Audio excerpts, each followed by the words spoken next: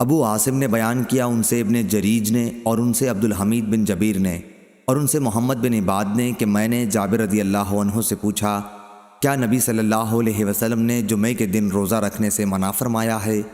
انہوں نے جواب دیا کہ ہاں۔ ابو عاصم کے علاوہ راویوں نے یہ اضافہ کیا ہے کہ خالی ایک جمعہ ہی کے دن روزہ رکھنے سے آپ صلی اللہ علیہ وسلم نے منع فرمایا۔ صحیح بخاری حدیث نمبر 1984۔ ابو صالح نے بیان کیا اور ان سے ابو ہریرہ رضی اللہ عنہ نے بیان کیا کہ میں نے نبی کریم صلی اللہ علیہ وسلم سے سنا، آپ صلی اللہ علیہ وسلم نے فرمایا کہ کوئی بھی شخص جمعے کے دن اس وقت تک روزہ نہ رکھے جب تک اس سے ایک دن پہلے یا اس کے ایک دن بعد روزہ نہ رکھتا ہو۔ صحیح بخاری حدیث نمبر 1985۔ شعبہ نے بیان کیا ان سے قتادہ نے، ان سے ابو ایوب نے اور ان سے جویریہ بنت حارث نے کہ نبی کریم صلی اللہ علیہ وسلم ان کے یہاں جمعے کے دن تشریف لے گئے۔ اتفاق سے وہ روزے سے تھیں۔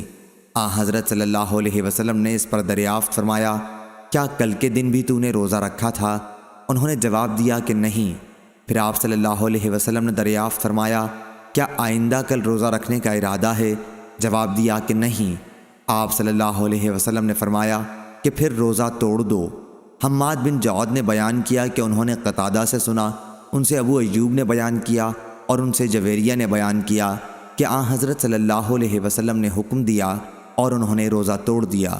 صحیح بخاری حدیث نمبر 1986۔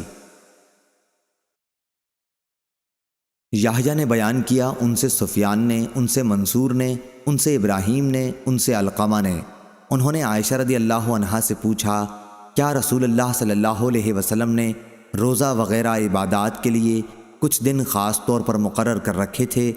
انہوں نے کہا کہ نہیں، بلکہ آپ صلی اللہ علیہ وسلم کے ہر عمل میں ہمیشگی ہوتی تھی، اور دوسرا کون ہے جو رسول اللہ صلی اللہ علیہ وسلم جتنی طاقت رکھتا ہو؟